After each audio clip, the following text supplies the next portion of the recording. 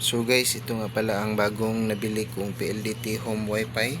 So 5G na siya guys. Kita nyo 5G. So speed test natin yung performance nito guys. So kung makikita nyo guys kung gaano siya kalaki. Malaki pa siya sa kamay ko. Then ang model nga pala nito guys is H153 381. So white. So ito po yung so 5G PLDT home wifi 5G plus na siya guys. Ito. Then 10 times faster. So mabilis naman talaga siya guys. Then wifi 6 na siya guys. Kaya pala mas malakas to. So makikita nyo guys yung speed test natin itong device natin. So sa likod, then kung saan kayo magpapaload dito po sa mga outlet, pwede sa smart app, so PLDT store, then ayan. So meron naman siyang mga manual guys kung paano siya gamitin.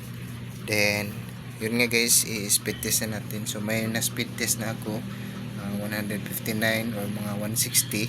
So i-test natin again yung performance ng PLDT home wifi. So check natin. So try natin.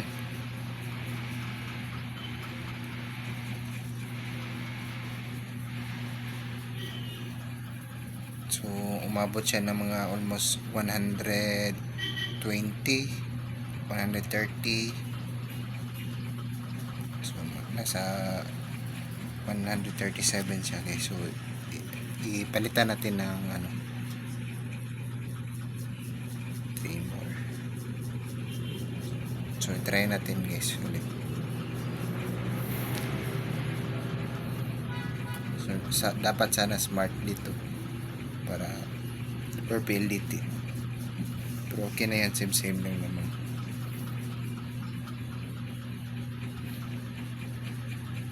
So pumapalo talaga siya ng 100 plus sa area ko. 130. So try natin sa pass.net.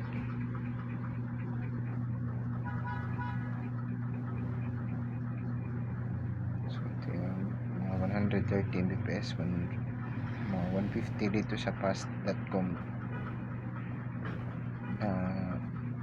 test guys. So nasa 160 Mbps siya guys. Malakas na siya guys, no?